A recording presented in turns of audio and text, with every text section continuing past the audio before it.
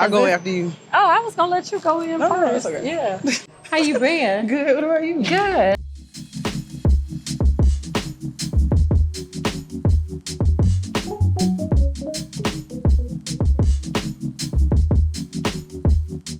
So how you feeling? I'm feeling orangish, like joy, a little joyful. So I'm a red girl, but for some reason, my friends are gonna kill me because I'm thinking pink. Oh, you thinking pink? And that's not my life. I used to do butterscotch. Is that a new one? No, it's an old. This was back when you could get your nails done for like $15. Oh man, for a full the days, set. yeah. Ooh, and that was my go-to color, butterscotch. What color? Like what color? It was like a pale kind of pastel. It was probably like in the orange family. Yeah, but not quite that. It was probably a little paler than that. And I used to know the brand because that was like literally what I wore all the time. Yeah. I think I'm gonna go with orange. Okay. Well, I'm gonna do this pink. Yeah, that's cute. Oh, it kind of match your nails too. Mm-hmm. Yeah, that's cute. I like that one. Is it ready? Yes. All right, when you guys ready, just see right here. Thank you. I am loving All right. the bowl. This is so cute. I never even knew this place existed. Ooh. I am loving this. And it's all iridescent. Look at the water. Right. I agree. It's all seashell. This is so nice. Oh, tell me, Khadidah, I know you're doing some really amazing things. So kind of just give me the 411. I heard some stuff on the way up here, but I want to hear from you what's going on. And you were just in Seattle, so yeah. Yeah, so, okay, I work for Alabama Forward, and it's like the State Civic Engagement Coalition, where we partner with like 40 other grassroots organizations across the state that like focus on like voter mobilization, voter registration, relational organizing, all those things.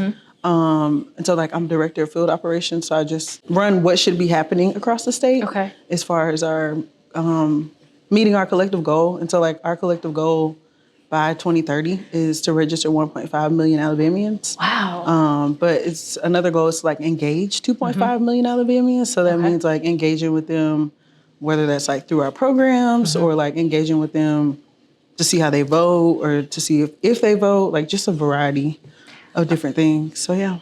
Okay, so I'm intrigued. How did you find that pathway? I think it found me. Okay. Okay. I didn't sign up for that, I'm not gonna lie. But it started when my dad was sentenced 60 years in prison for selling marijuana. And I'll never forget it. When I was 14 years old, I had the opportunity to page at the Alabama House of Representatives. So like a paging program is whenever a young girl or boy gets to basically like shadow their representative or their senator, depending on like where they want to be. And so from there, I'll never forget my very first night there. It was like 7 p.m. Keep in mind, they had been like in session from like 8 that morning, but I was so intrigued. I was like, this is so cool. Like, I want to stay. And so I ended up staying, but like something hit me to where it was like, oh, wait, these people make laws. Like, they're determining my life, the people around me's life. Like, so I decided to just tell everyone that I knew that I came into contact with about like my dad's unfair sentencing and how I felt about it. And so I did that from age 14 up until I was like 20 years old, which successfully led to like his release out of prison. So from there, I've just been in the work in a variety of different ways. And that's why I say it just kind of found me, because I was just sitting there and then the light bulb went off. I wasn't seeking it, I just knew that the space that I was in, I was really enjoying it. So yeah, that's how I got started in this. That's amazing, especially to be so young and to be kind of forced into a reality of what happens in the criminal justice system. I know as an attorney and as a municipal court judge, one of the things that I always try to keep at the forefront is it's real people's lives. Like for lawyers and judges, it's a case. Absolutely. But for the people on the other side, this is like their real life, and what they do. And I think when you bring it back to, you talk about them making laws, that's why it's so important and critical that we have the right group of people, and people who are reflective of the community, of the state, of the nation, in their, in their views and in what they look like. Yeah. How did you get started being a judge and like being a lawyer, like all those things? So I think growing up in Enterprise, my father was always active. Mm-hmm. My grandfather was active. In fact, I think it's in my DNA, in all honesty, the more I think about it, because my dad was part of the first class to integrate Enterprise High School. Oh, wow. Right. That's really cool. So, what year was that? 63, I think, 63, 64. Yeah. That's still not long ago. Right. And so he always talked a lot about just having grown up. And he said when the opportunity came about, my grandfather told him, or that they told him, that if he left the all-black high school and went to the white high school, that he would no longer be able to play football. So, and he was quarterback. So that was out. He wouldn't be able to participate in any activities. I mean, basically all he was going to do was go to school. Yeah. And he said that he just, it was what he thought he should be doing. And so he, along with a couple of other students, did. But that's on my dad's side. But also my mom's sister participated in the Children's March. Oh, wow. Here in Birmingham. Really? And one of my she's deceased now, and I'll be honest, one of my biggest regrets is not engaging her about what happened. Yeah. I do know my grandfather had told my mom and her siblings that they could not participate. Like, they were supposed to go to school and stay in school. Wow. My mom's oldest sister was kind of the rebellious one, so she went anyway. Yeah. And then she got arrested. And so she was at Fair Park locked up for like 2-3 days before my grandfather even found out where she was. Oh my goodness. And so I say all of that just to say that I think it is probably just, it's just in my DNA. Yeah. Recently, my grandmother passed a couple of years ago, and she kept everything. So I've even been reading like letters and notes that my grandfather would make on programs. Oh my goodness. When they would go to speaking engagements and stuff. And it's just amazing to see how some of the things that he reflected on and and talked about are like my positions too. Yeah. And so I think it's just kind of been in my DNA to always vote. And, when we talk about voting and how important it is, I always tell people, like, it's hilarious because I've been voting since I can remember. I used to go vote with my grandmother. Yeah. When you go in it was at the rec center, and you walk in and you close the curtain, and back then you had to flick the buttons, it's like this little lever. Yeah. And so we would go, and I would go with my mom, I would go with my dad, so I would vote like multiple times in a day because I was going with everybody because I thought it was important. And so it makes me a little sad now when we talk about voter turnout and how low voter turnout is. So I applaud you for the work that you're doing. Oh, thank you. As it relates to engagement. So I got a question for you, being young. Yes, ma'am. So what is it that you think is driving the perception of not necessarily partisan stuff or different political parties, but really like what's driving young people to the polls or preventing them from going to the polls? I think that's a great question. I feel like I would say what's preventing them more so than anything. Like a lack of understanding how it really works. Okay. Because I hear a lot of like misinformation about like my vote doesn't matter. But I think a lot of that comes from they're not seeing like their vote take action in real time. I think because we live in such a microwave society, like popcorn, we're expecting things. Right now. But it's like this isn't a sprint, it's a marathon. Like it takes time to like flip systems in the way that we want them to be, So I think a lot of that, and then like a lack of education about what our vote really means and the power that it has.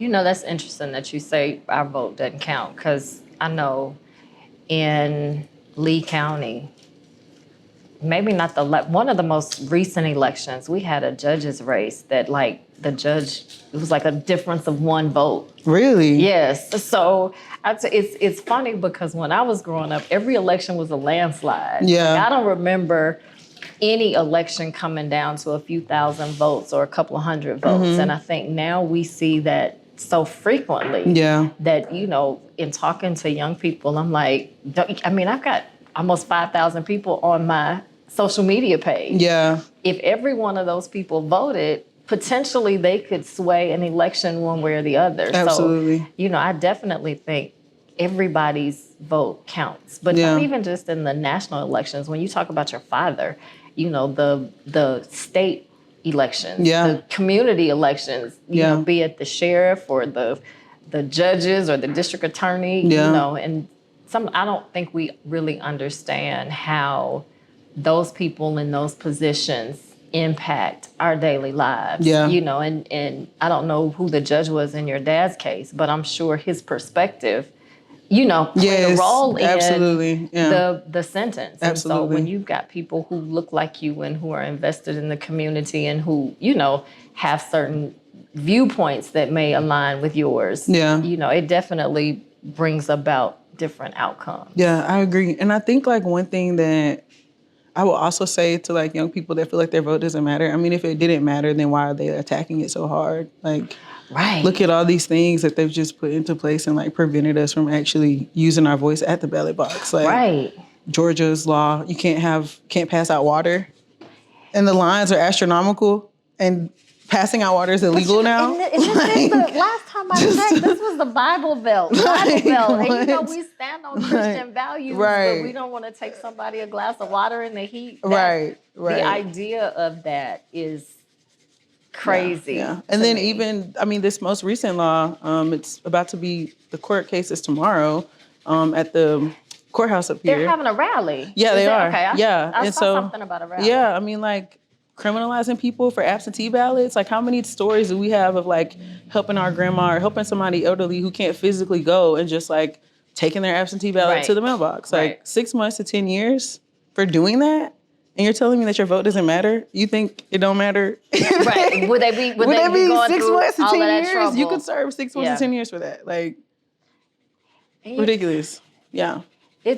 I don't know. It's a very interesting time. Yeah. And it's crazy because you think we've come so far since people were fighting for the right to vote. Yeah. But in the grand scheme of things, have we really come that far? Really? It seems like we're headed backwards to some degree. Yeah, because they're finding new ways to like suppress the vote. Right. Yeah. I agree. What is it that you think communities can do or colleges on campuses can do to kind of engage and encourage and pull younger people to vote? I know I've been on this kick. I don't know if you follow Plies on Instagram. Oh yeah, I but do. I'm like, I think somebody. I never would have thought. Never would have thought Plies. Never ever. All people would be. Never. But I am like on this kick where I think he should be on somebody's college campus tour. Yes, absolutely. Because he's just, he does it so eloquently, while also keeping it real. Yeah. And I think he's extremely relatable. But absolutely. I know when I was growing up, I don't know if you've heard of this, but we had Rap the Vote. No, I haven't. You never heard of Rap the Vote? I've heard of Rock the Vote, but Rap the Vote. Tell me about Rap the Vote. We had Rap the Vote, and it was basically like Rock the Vote. But it was like rappers, Jay-Z and all of them, and everybody had vote or die shirts. And, I love that. Yeah. I love that. Yeah, and they were doing like all of these tours and concerts and Yeah.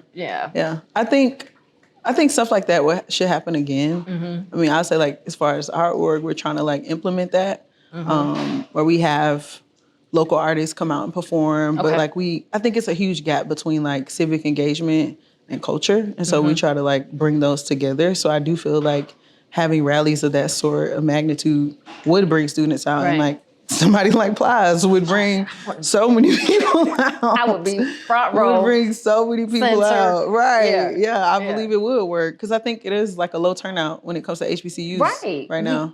It's a very low turnout. I'm not going to call names, but I know one institution in Alabama had 8 people to come and vote. Like that's sad. 8. Like 8 1, 2, 3, 4, 5, 6, 7, 8. Yeah. You know, like 8. Yeah, no. Which is, you know, crazy to me, especially when you see, and I don't want to call them social media gangsters, but that's what it seems like. Everything that goes wrong, they run to social media. Yes. When in essence, you ought to be running to the polls. Yes. Because that's, you know, that's where the... You ought to be running to the polls. You should be running to the polls. Yes, you the know, same. Like keep that same energy. Yes. That you keep texting. Twitter fingers. Yeah. keep that energy with your feet going to the polls. Yes. It's crazy. Or mobilizing people to get there too. Right. Like use the social media. It's a tool. Like use it to your advantage. Yeah. Since everybody wants to be an influencer. Right. Okay. Yeah. Influence somebody in a positive way. Exactly. Yeah. Exactly. Yeah. I totally agree. Oh yeah. Yeah, for sure. Talking about HBCU campuses, what are your thoughts around like registering? Do you all have anything planned to register on campus? I know we've been talking, and I've been talking to a lot of local organizations about doing voter registration drives to encourage students to register, especially freshmen, as part of their orientation package. Yeah. I love that idea. Yeah. So when we go on the campuses, we do plan to like register people, but what we find is like a lot of them aren't from here. So that turns into a whole thing, which I know like earlier in our conversations, you were talking about how like students just don't mail anymore. So what are like ways we can get people to do their ballots before they leave home? So I was having this conversation last night because one of the organizations I'm in, one of the things that we were talking about is getting students to register on campus. And I did double check. So at least in Alabama, if you are on campus, you can use your on-campus address and your student ID to register here. Okay. Which for me, I think is the better thing to do. Yes. Because absentee balloting requires you to send in an application to get it back. You got to go to the post office, and then you got to return it. Yeah. And I know most of the young people I deal with, they don't check the mail. Like, they don't. Going to the mail is like obsolete almost. You know what I'm saying? Like going to the mailbox and getting mail out of the box. Or getting a stamp. Is, because young people send everything email. And, I don't even think they fax anymore. No, they're not faxing. Yeah. They're not faxing. I hope that organizations will really engage and encourage, to go ahead and register where they are. Because the other part of that too is even if you're here, the laws that are going on impact students. Yes, you know what I'm saying? Heavily. When you said laws like impacting, I thought about like DEI.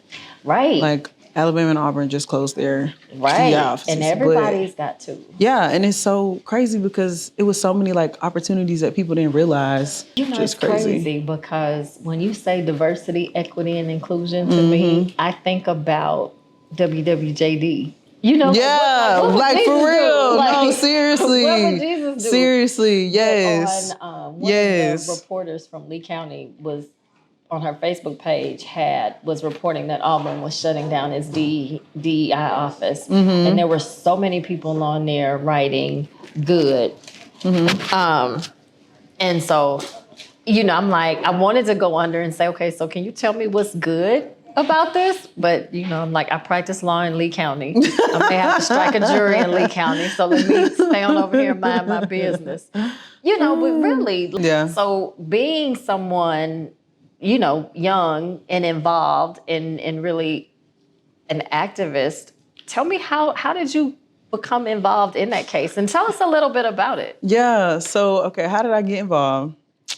Here it goes again. I did not seek this out. I just was doing the work for the people, So in 2020, I was chosen as like a fellow with Southern Coalition for Social Justice. They're like this organization in North Carolina, and they focus on like Voting Rights Coalition. It's actually headed up by who's currently now like a Supreme Court justice named Allison Riggs. Yeah, she's really awesome. But she used to be executive director of the organization. And so it was 4 fellows chosen across the state of Alabama. And we were like called Crowd Fellows. So it's the Crowd stands for Community Redistricting Organizations Working Towards Democracy. Okay. And so I had been assigned to Alabama Forward, but I had been assigned specifically the Black Belt of Alabama. Okay. And a part of our fellowship, we were sent out to educate the region that we had about redistricting.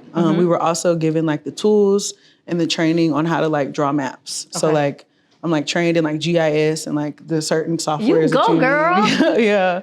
And so I was able to like train other people in the community, educate them just about the entire redistricting process. And so another part about the fellowship is since I was like working with alongside Alabama Forward, we held up like the very first redistricting coalition for our state like ever. Okay. So that included like all the grassroots organizations that, you know, that we partner with in general. Okay. And so just from there and educating those folks in the community, like leading that redistricting coalition, and then one thing led to another and like, boom, the case. Okay. And so it was kind of just like one of those things when they like asked me to be a part, I was like, sure.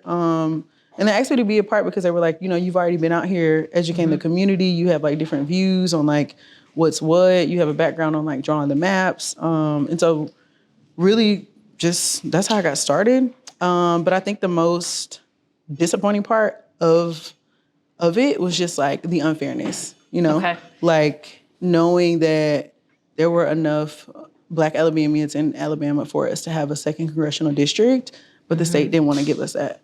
And it wasn't something that, you know, we were asking that wasn't already given because it's 7 congressional districts in our state, and each congressional district represents 14% of the population. And so what the census data told us in 2020 was that Alabama had a Black population of 28%. And so 14 plus 14 is 28%. Right. Like, we're just asking for a fair share of the piece of the pie. And just being blatantly told, like, no, we're not going to do it. It was just, like, so mind-boggling to me. Right. But nevertheless, I mean, the case went to the Supreme Court. They heard it. They agreed in our favor.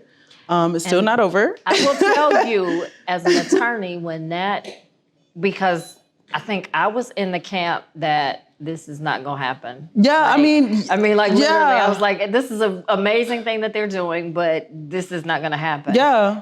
And when the order came down, not only did they rule in your favor, but the language in the order was amazing. Like how clear they were in what Alabama was doing. Like they didn't sugarcoat it. They didn't try to gloss over it. You know, they didn't try to minimize it. I thought the order, I was very surprised at the order. And I think when you talk about like the being in the camp that was like, they're not going to do this. Yeah, I was too, because if we look at what happened with the Shelby County v. Holder case with, you know, basically losing what you would consider the crown jewel of the Voting Rights Act, which was Section 4 and 4B and 5, which basically is like a coverage formula to protect jurisdictions that had a history of any kind of voter discrimination. Like, we don't have that anymore. And so the same Chief Justice that wrote against it, John Roberts, was still in the court. So, I mean, I heavily, like, I'm not going to lie, I was kind of in that camp too. Like, I had some doubts too, just because I know the kind of court we were dealing with.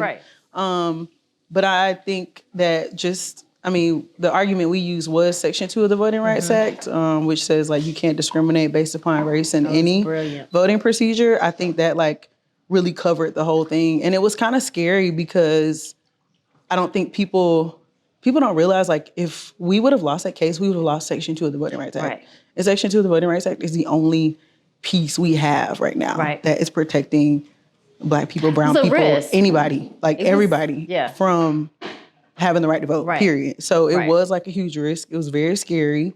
Because you definitely don't want to be the group of plaintiffs who caused us to lose what little bit we have, right? So it was just like, I was right there with you. but you all had to do it. I was right there with you, So where are we now? Like, where are we at this point? We have a congressional district, you know, the courts, we had court October 2023 because Alabama appealed the Supreme Court claim.